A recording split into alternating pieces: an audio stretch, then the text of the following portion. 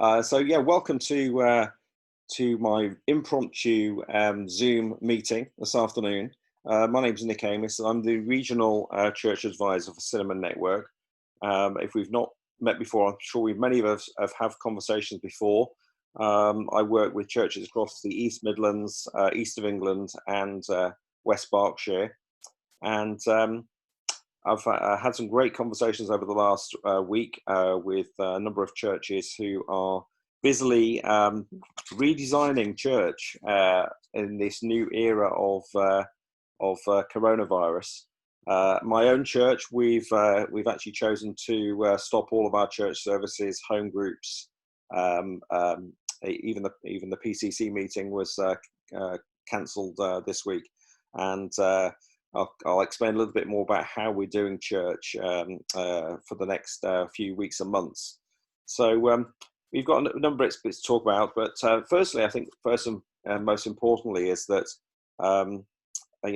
as Christians and as church leaders, we're here really to share a message of hope, and we loved the idea, as many people did, of the ViralKindness postcard campaign.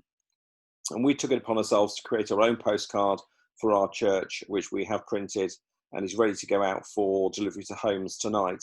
And this is what we put on the back of ours. So we said, "Peace I leave with you, my peace I give you. I do not give it to you as the world gives. Do not let your hearts be troubled and do not be afraid." So we very much wanted to share a message of hope and encouragement with our community.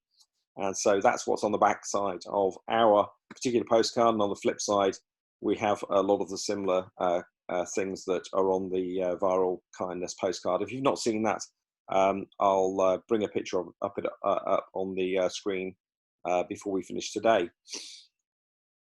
So today, I don't envisage us having enough time to cover absolutely everything. There's such a lot to consider, a lot to talk about.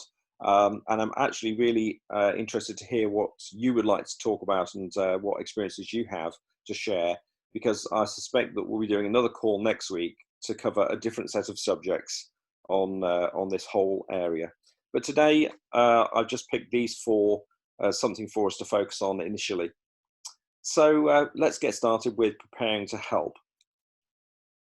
And one of the first challenges that you may face, as we did, is how do we stay connected as church?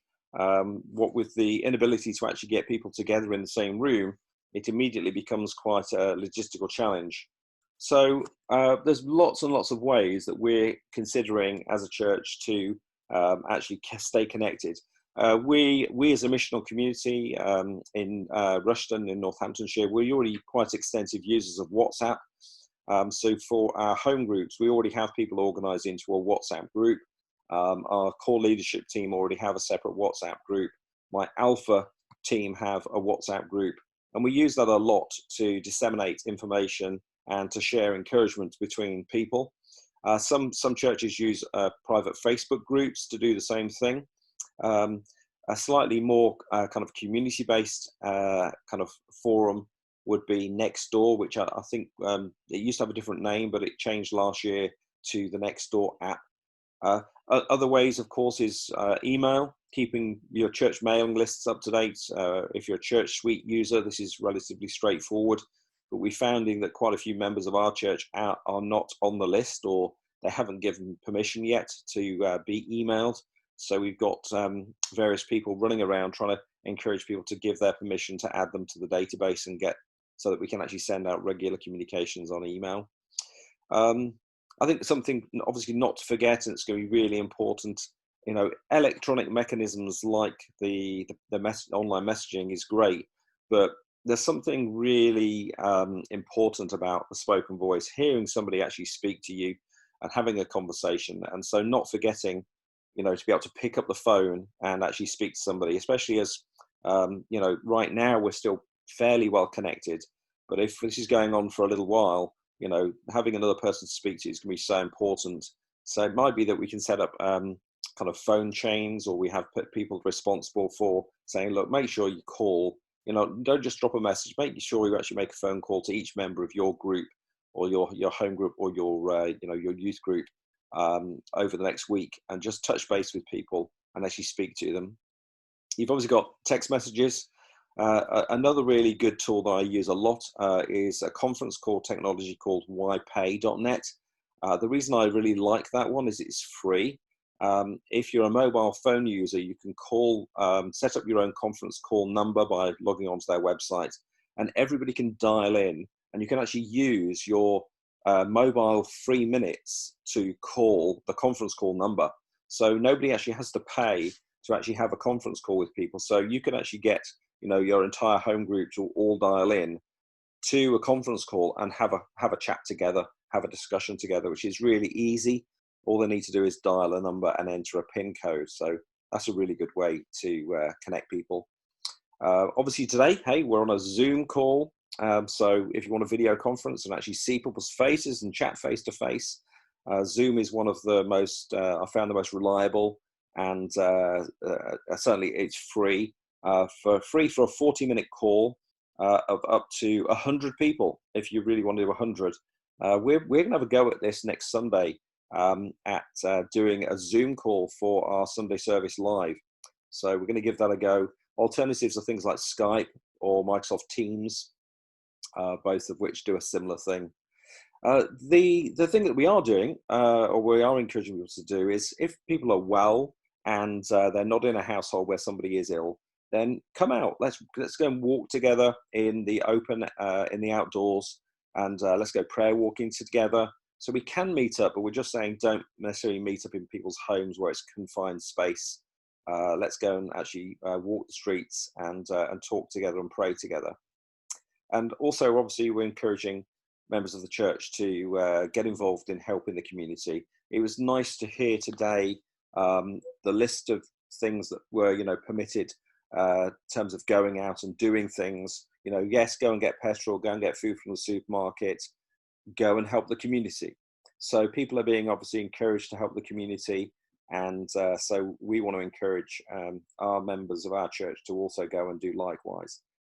And I guess also the thing that, as I was writing this list, that really struck me was, let's not forget traditional letter writing and postcards.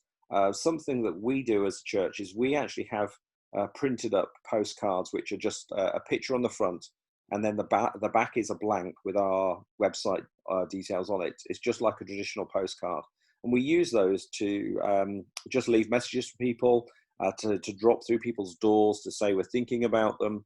And it's a really great way to let people know that they're valued, they're cared for, we're thinking about them. And so anybody can actually take those, I've got a stack at home, I can write them out, I can just pop them through people's doors. And again, I was encouraged to hear a number of the big corporates been emailing me loads about what they're doing to help with coronavirus. And it was encouraging to see that the WHO have issued advice that says actually the risk of you catching the disease through somebody passing you an envelope or a cardboard box is actually low. So there's actually a low risk of transmission of disease through cardboard and paper. So that's quite encouraging to know as we're going out delivering postcards through people's doors and handing things to people. So we need to stay connected. I think there's a real value in having an audio or a video message to share with people. We need to obviously make sure we share people's contact details, so if we've got home group leaders, they need to have everyone's contact details so they can actually stay in touch with their people. They just need to, it's just a matter of logistics of getting that done. And the other aspect of this is we need to get organized as well. So we need to encourage our groups to stay connected, that it's not business as normal, but it kind of is business as normal, that we're not just shutting shop. We want to stay connected, and we need to equip those people. So it could be that to use some of these technologies needs some skills. Somebody needs to actually show the person how to actually use some of those technologies, and encourage them to do what they can, whether that's writing postcards, or whether that's an online tool that they've not used before. Something else that we're considering is having a plan. So we think this is a great opportunity for us to actually have a plan of action where we are better connected in some respects, that we're actually supporting those in the team, and that we're actually beginning to be able to delegate some of those activities. I think it's really important at this stage that, you know, we don't try to do everything ourselves, that we need to share some of those pieces of work out amongst the church, and take responsibility for supporting individuals and following up on any actions that we might have in supporting them. So having a plan is going to be really important on how we go forward. But also, this is a great opportunity to create new rhythms in our church. You know, so maybe create a study series, or, you know, follow a reading plan, as everyone in the church can follow the same plan or reading series. Maybe have a set prayer time every day. You're going to have the same prayer time. Encourage everybody to participate in their own homes at that particular set time. You might, or somebody might, contribute by maybe sharing a thought for the day or a prayer for the day. Again, pushing that out through all those various different communication mechanisms, and invite participation. Let people feed back on, you know, what God is saying to them, words of encouragement. You know, if you've got those groups, encourage them to participate by feeding back to everybody else, and stay in relationships, stay connected together. And not only that, I think this is also a great opportunity to invite others who are on the fringe to also participate. I've got a couple of people who never ever attend my home group. They've been twice in 9 months, but they are still in our WhatsApp group. So they see all of the words of encouragement that go by. And one of my guys in my group, he makes it a real effort to connect with those two people. And he connects with them every couple of weeks, and, you know, have catch up for coffee. Now they're on the fringe, and you think, well, look, we want them to be. Here's an invitation to participate, to come and to journey with us, to pray with us, and to study with us as we are dispersed. So don't forget those on the fringe, or those you might be into contact with. Keeping everyone safe and well. At this point, let me just pause for a second. I'm going to unmute and invite you guys to share and to contribute. I feel I've been talking non-stop now for a little while, and I just want to bring you in. So let me just unmute everybody. Cool, great. So anybody like to just add some bits and pieces to that? Am I on? Yeah. I think the issue I've got is we're currently having to completely redesign the way we run food banks, and that has to be our main focus. I don't know what other people are doing. We're not going to be thinking about doing anything new at this moment in time. We're going to have to completely reconfigure. Our food bank is moving very rapidly from people coming to us model to a delivery model. And we're having to work with lots and lots of different partners to achieve that, which is a great opportunity in many respects, but it's really redesigning what we're already doing rather than time to sit and listen to lots of different ideas. We've got a massive what it is. Right. Yeah, that's a very good point, and we'll come on to food banks shortly. Yeah, great. How's everyone else doing? Very well. Great. Is it useful so far?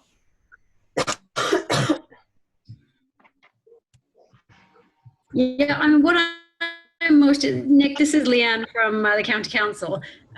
What I was tuning in for in part was to understand how churches might be mobilizing their attendees to congregations to address what's happening in the community and maybe help, like the food banks or anything else that's going on. So I assume you'll cover that at some stage. But we're really keen to support all groups, and churches are definitely included in that. So yeah, as I said, I'm from the County Council, and we're just really in Cambridgeshire, and we want to know where we can help. And at the moment, we're not sure. Sure. So it's great to hear that churches are doing the good work that they always do. Yeah, great. Nice to talk to you, Leanne. Leanne's based in Cambridgeshire County Council, and Cinnamon are currently partnered with Cambridgeshire County Council and helping churches to reach out to their community. So it's great to have you on the call. Yes, so if we'll move on then, let me just go through and just mute everybody again.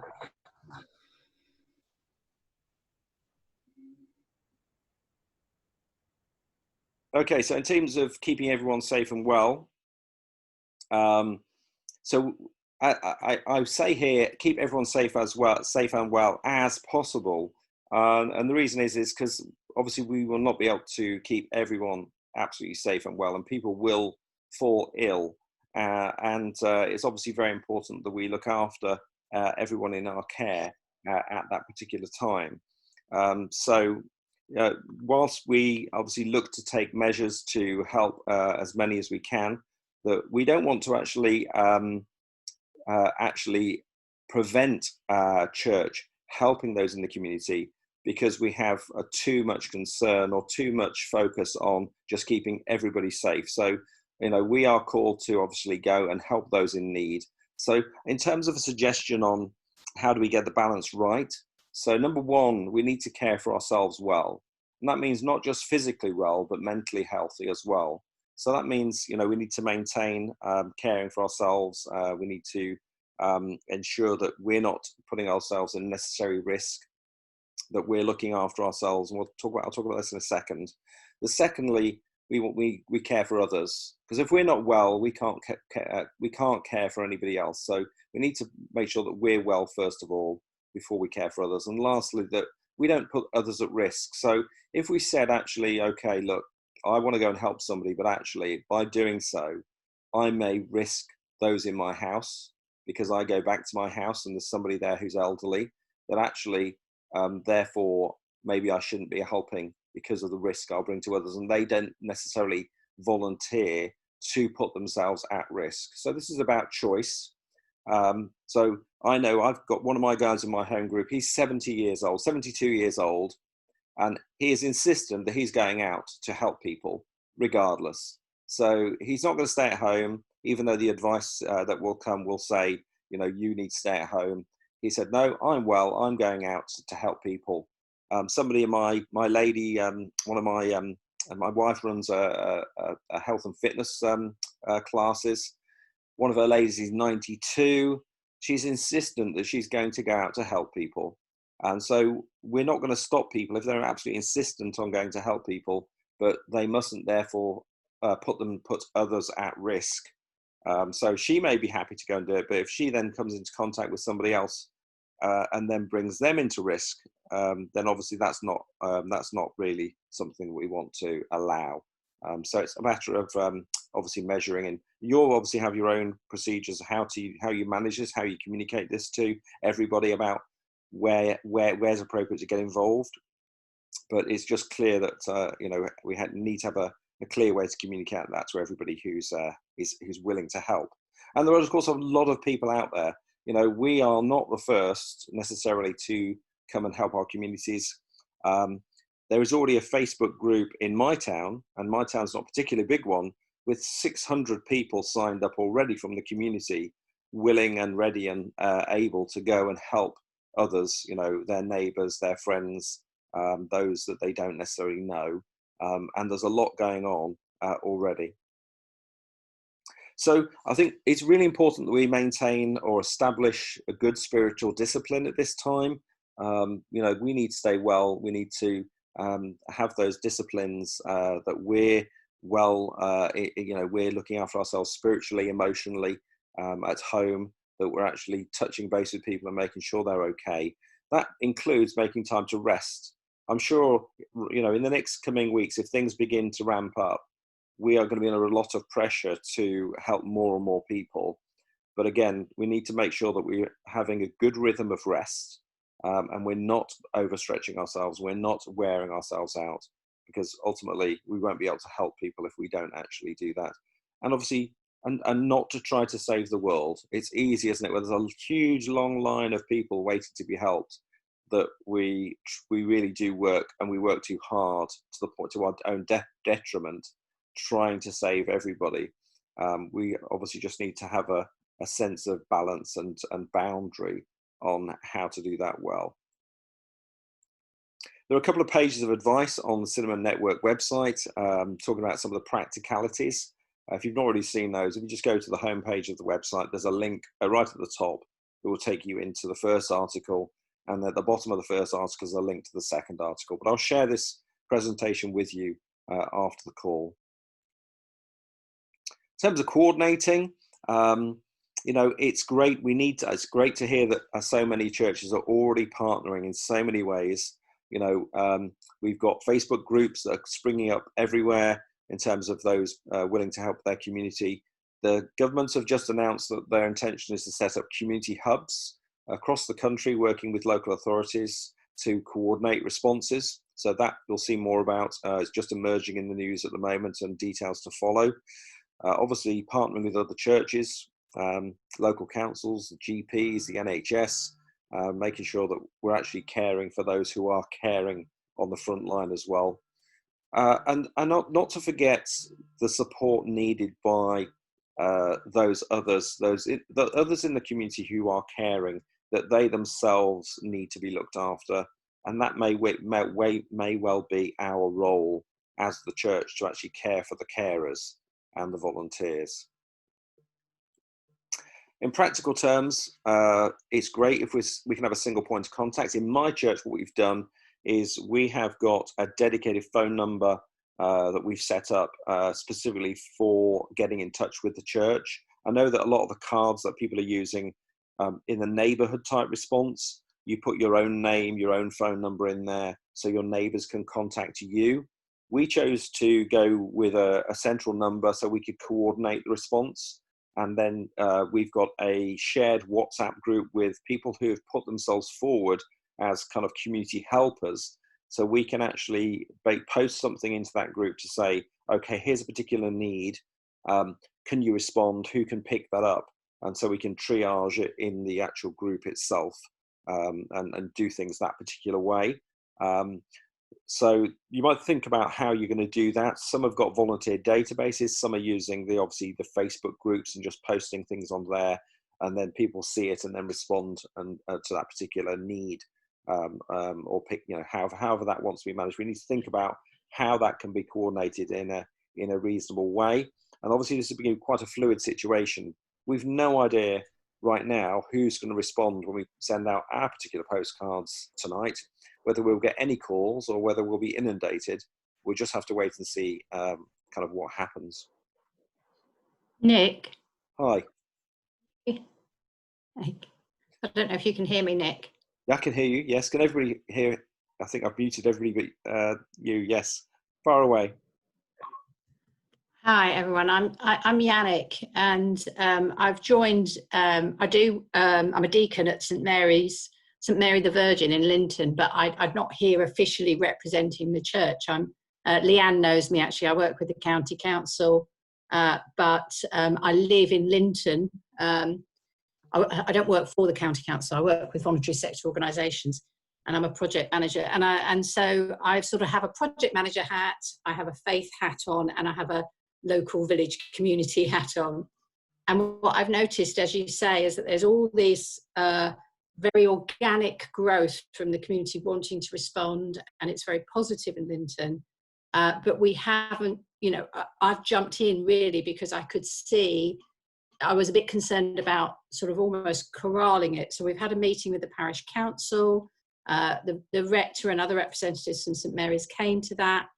But I am concerned about some of the processes that are already going on around sharing information, and we've got a lot, you know, there's lots of positive to be said about this indeed, and how we work with that as a church and how the council can work with it.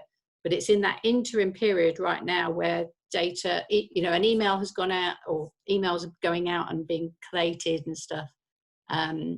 So I think that previous slide that you showed, we have a WhatsApp group, we have several WhatsApp groups, we have an email address, we have, there's talk of setting up a food bank in the church pavilion.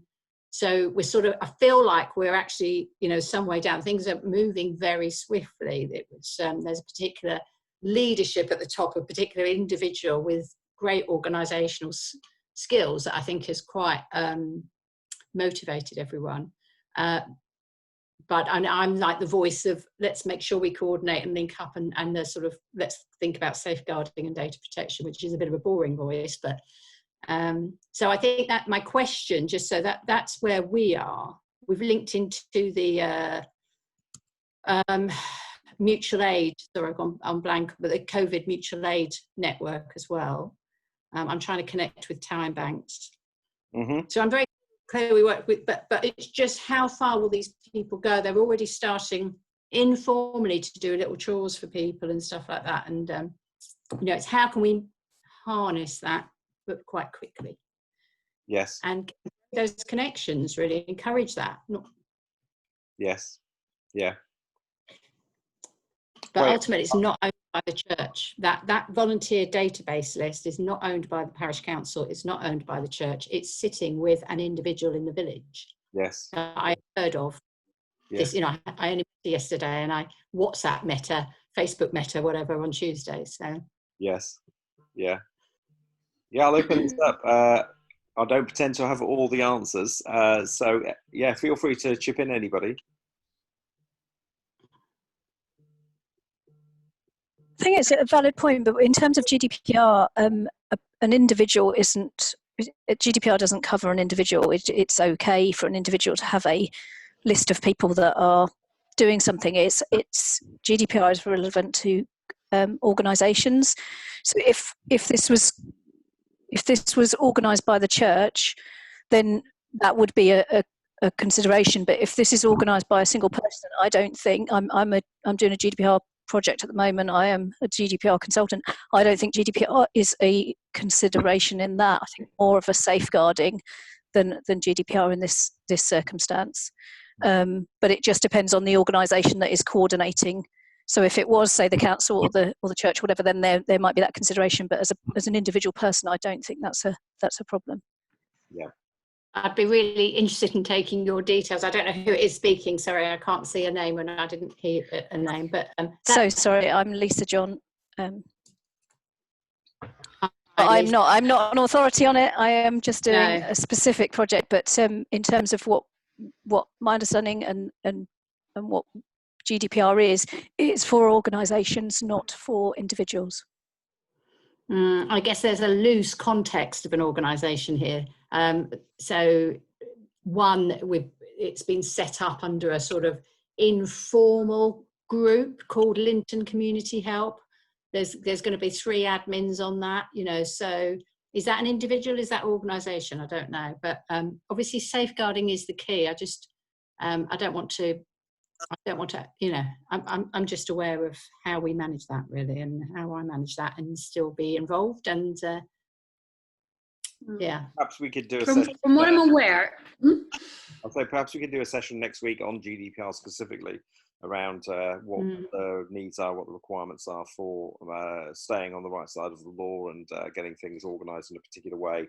I'm open to suggestions. I'm aware there's a lot to talk about, and if you'd like to come back next week and we can pick up on that particular topic, then very happy to do so. That's something I actually do know a fair amount about as in my professional capacity of with my IT hat on as to what we need to do for GDPR. Just as a quick aside, County Council is very, very keen to understand how we can deal with safeguarding and GDPR and all those issues that were just raised. And there's a big working group that are scrambling to see, you know, to try to work through the implications of groups springing up very quickly in communities and trying to address the needs of people in isolation right now, given that safeguarding is a clear concern. So I don't know if I can report back at some stage, but I certainly would be happy to keep you in the loop with whatever I hear. Sadly, I haven't heard much yet, but I know that they're talking about it. Yeah. But Nick, I can direct stuff to you if needed. Yeah, great. Okay, well, let's move on. We've got another 5 minutes or so before we finish the call. So let's just mute everybody again.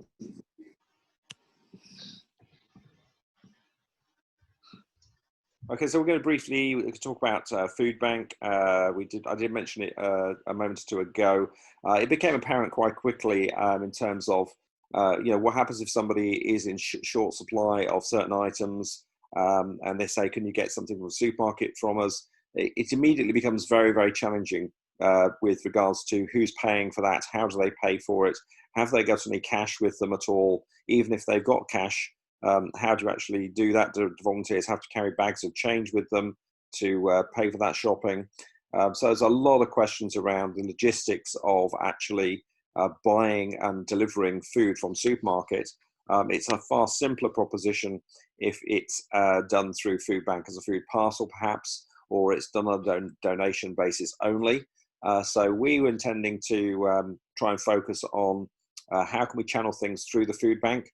So if a vulnerable person or somebody needs something like a toilet roll, then can we get the local supermarket to donate, give, buy, 1,000 toilet rolls, and we can then administer and distribute those to those specifically who are in need, rather than trying to work out that at the supermarket, which is simply not possible. So the food bank our local food bank have already discussed extensively how they're going to manage with things at the moment. As things develop, there's obviously going to be a great increase in demand. Say, obviously, well, we assume there will be a demand on the food banks, but also around the logistical elements. So, do we actually want people going to the food bank at all? As Nigel said there, they're considering a delivery mechanism, and so are we. We're saying, actually, we don't want you to go to the food bank. We'd rather you got in touch, and then we will come and bring it and drop it off to you, rather than you going down there. So there's going to be an interesting way of how do we actually assess need and prioritize and deliver what's required to households. Well, we don't necessarily know the answer to that quite yet. I'm sure Nigel may be able to add to this, but also the goodwill of people wanting to donate things. Well, they've also got maybe, I say maybe, issues around contamination of the items that are being donated. So there may need to be mechanisms to actually collect or drop off items being donated, and to have them kept separate from those items that are going out for a period of time to prevent contamination.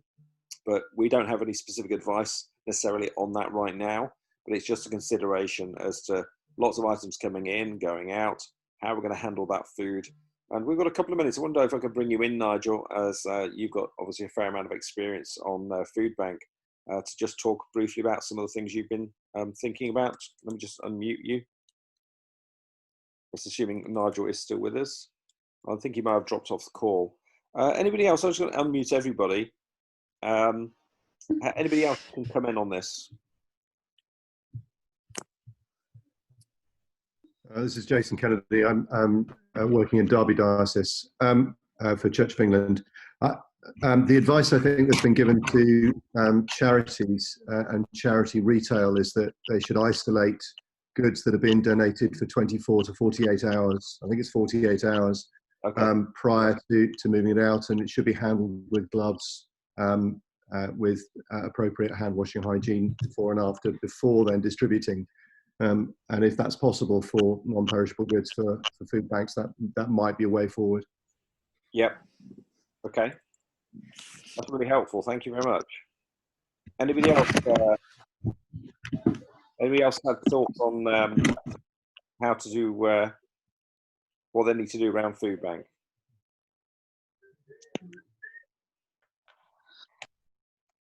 We have Colin Watkins here. I'm from Durham in Cambridgeshire, and we've had a particular problem in that the place where we have been holding the food bank can no longer host us because of other things that are happening. So we've got a couple of weeks where we're trying to find a new venue. I don't know if anybody else has had that issue. Right. It's possible to use local schools. They won't be as in need. And I don't know if it's worth they're not closing completely though. No, they're not, but they may have a room you could use. Thank you. Possible. What we are doing, we're currently negotiating with the Scouts because they're not using their hut now. But I think they're concerned about contamination of the building. Yeah, Right. fair enough. So if the churches aren't meeting, what about a church building or a room within a church? I think they're much the same issues of contamination of the building that people are concerned about, which sounds it sounds horrible, but it seems to be what's worrying people. I don't think there's advice saying at the moment that community centres or churches have to close unless I've got something wrong. No, you haven't. I think that's correct.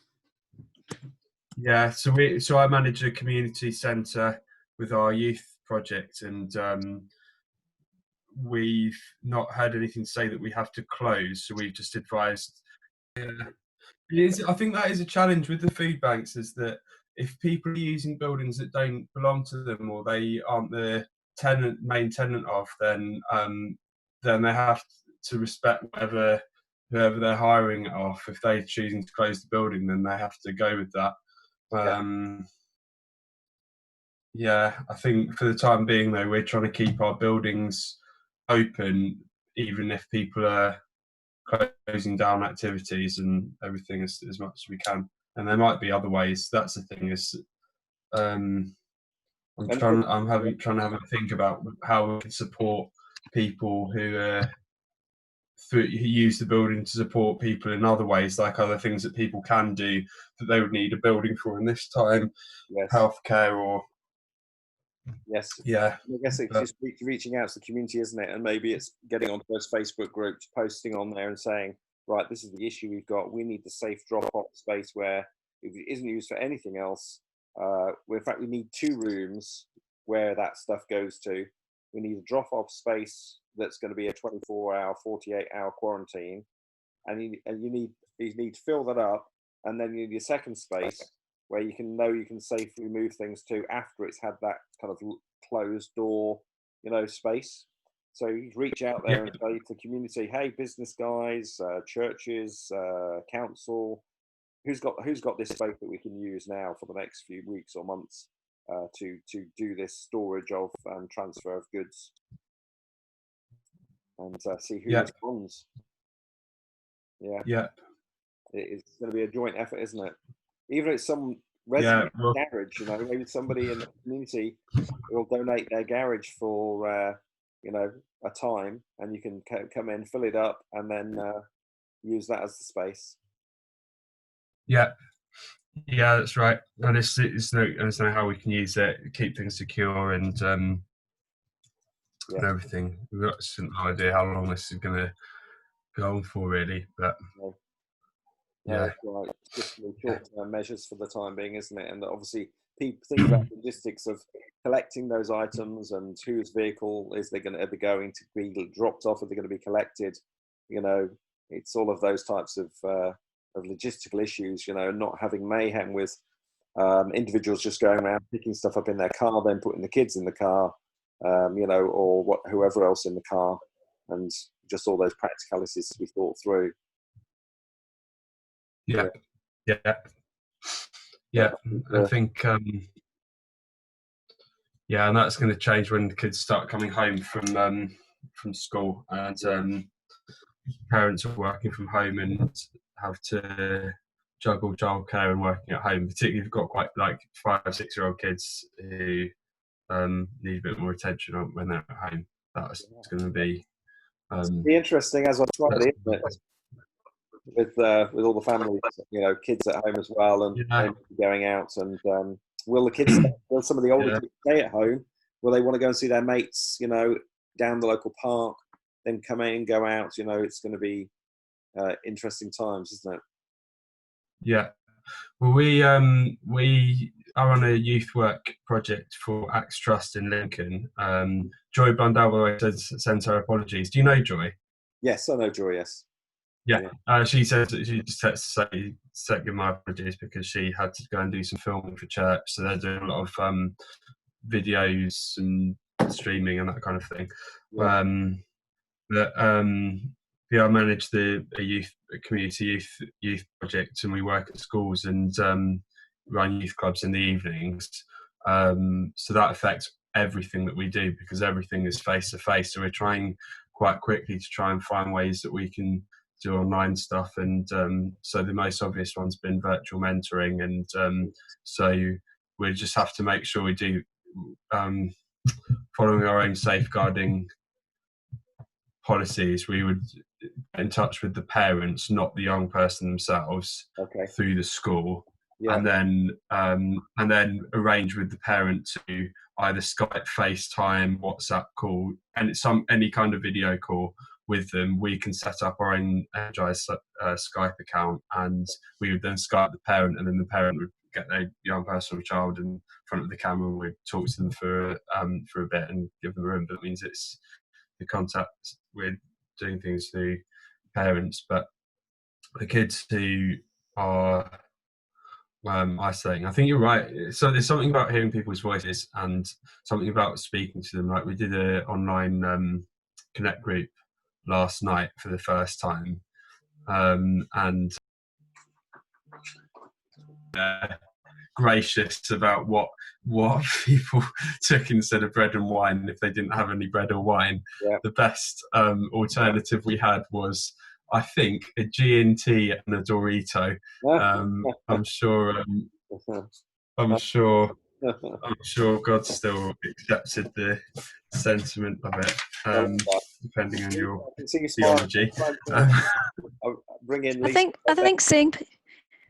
I think seeing people as well. I mean, we've had a couple of calls with people, but last night we managed to get WebEx running, and just seeing a few people in lieu of sort of ready for tonight's small group, and just seeing people was a big thing. It was, just being able to say, hi, how you doing? And actually seeing them made a big difference, and seeing the kids coming and giving a wave and getting people set up. And it just makes a big difference than just voices, I think. But yeah, connecting anyway, but actually being able to see people makes a big difference. And actually, this is 20 years ago, this wouldn't have been possible, so you just think, we're in a time where actually we can be thankful for the technology that we've got to be able to connect in the way we can.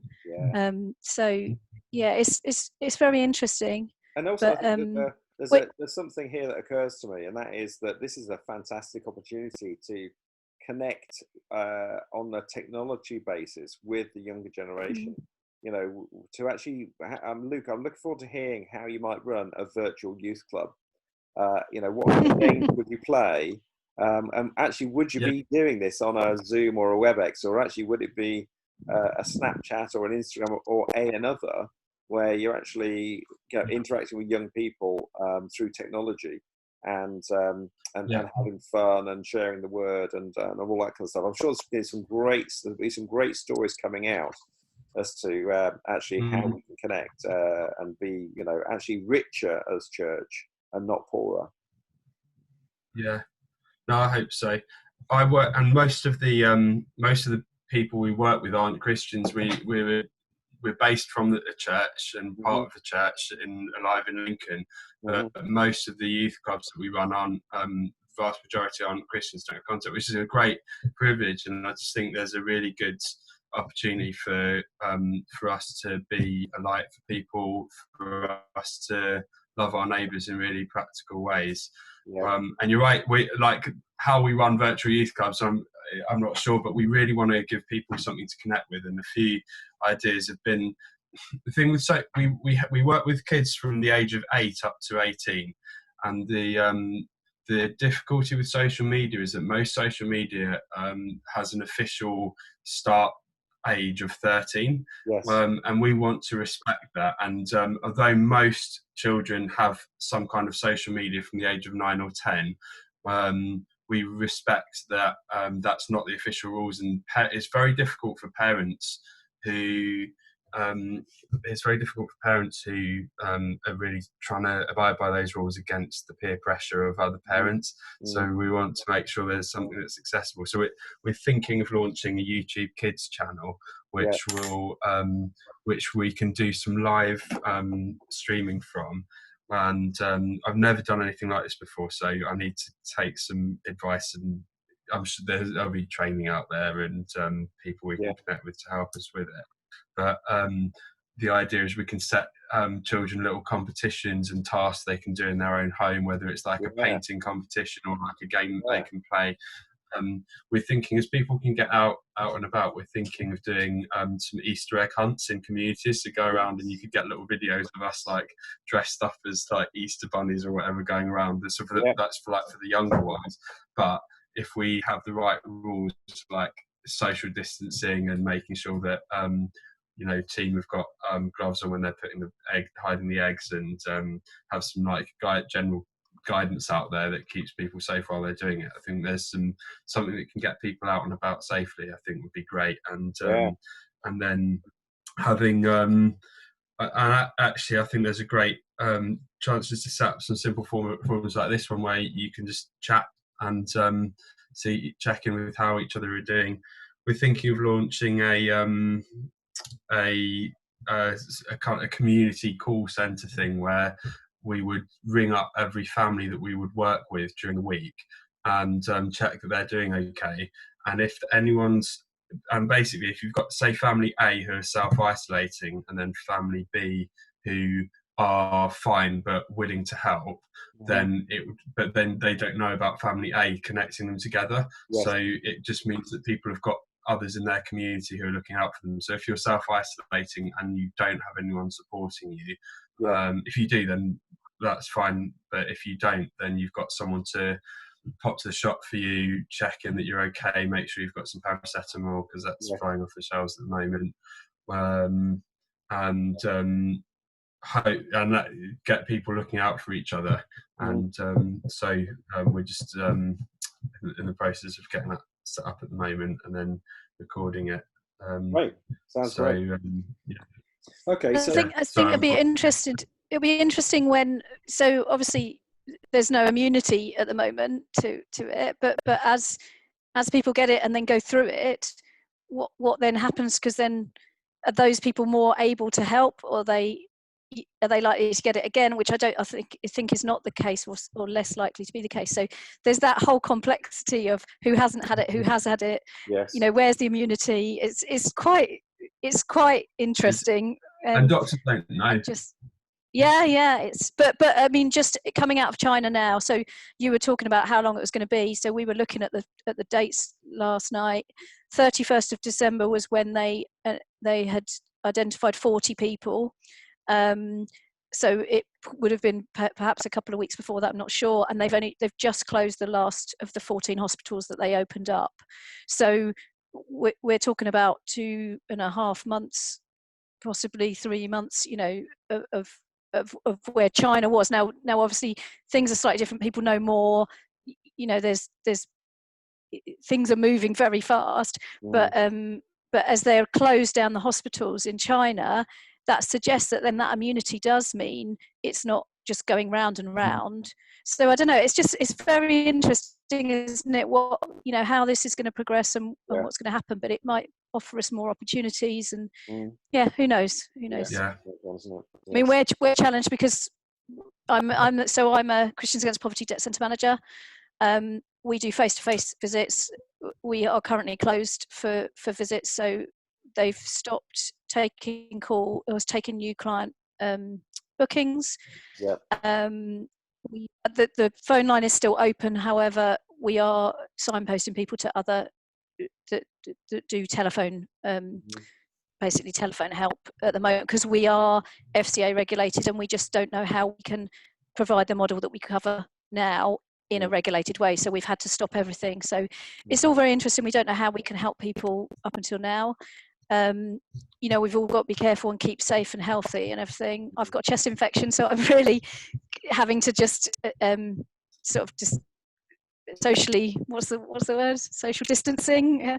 So, but as a whole, we just need to keep our team safe and well and ready for when everything just kicks in, and because we're going to get a lot of people. I mean, that's the worry, is that this is already a friend of mine's husband's been dropped down to 3 days with no notice, possibly going to be, made redundant, and all sorts of things going on already, where people are just going to be in serious financial difficulty within a short period of time. That is the worry, and that's obviously on top of the fact that they can't get things in the supermarkets and they're worried about getting ill. They're also completely concerned about their financial situation. So we're, it blows my mind the amount of questions that are going on. You just don't know. I'm so very thankful where we are. I mean, I've got a nice house, we've got enough space. My husband's amazing, and you know, we get on really well. So we've got a space in the garden. But I can't imagine people that have got a 1-bedroom place that are not getting on that well, and that maybe got, you know, kids or financial difficulties and all that stuff. That the pressure that people must be under at the moment, and it will continue. So that's my concern. Yeah. Well, and maybe Kat will move to where we could start running Cat Money courses like this, you know, that we can actually have people signing up and joining, and you can be offering training and advice remotely. And so, like with my Alpha course, our Alpha course, we're in the middle of an Alpha course right now, and I've suggested that we start again on Monday on a Zoom call, and we'll carry on our Alpha course remotely and see how we get on with that. So that would be interesting, because that is something that I've been thinking about. I want to really kind of I'd like to kick some money courses off, but my challenge is running the videos on something like this, because you can share your screen, but you can't share the audio then, and that's where I've got a challenge, and I don't know how to do it. We're not allowed to use Zoom because of there are security concerns, and CAP won't allow us to use Zoom. But the technology as a whole is, you know, getting that technology to work and sharing video and things like that is my challenge at the moment. So. Right. So I'm due to do a test on this shortly, because there is a dedicated video sharing option on Zoom to actually choose a video sharing window, and then you can actually choose to transmit the sound from the computer rather than me speaking through the microphone, and share the video optimized to everybody. So apparently it does do it, it does work. But I realize when you're doing screen sharing through Zoom or any other of these platforms, generally the videos don't work very well because they're having to be re-presented through the connection. But it's all, I'm sure it's all solvable at some point. Just needs a bit of more effort and time and thought, doesn't it? Guys, well, it's brilliant for the call, and I'd love to hear your suggestions for topics for next week. So I wonder if you would ping me an email, let me know other things that you'd like to cover maybe next week, and I'll set another one up. That's great. Nick, please could you send me your slides? They were really helpful. I think there's a couple of them that we'd love to share with a few people on the team. Is that okay? Yeah, by all means. Yeah, we'll make those available. Yeah, great. That's great. Yeah, that's really helpful. Thanks so much for hosting. Really appreciate it.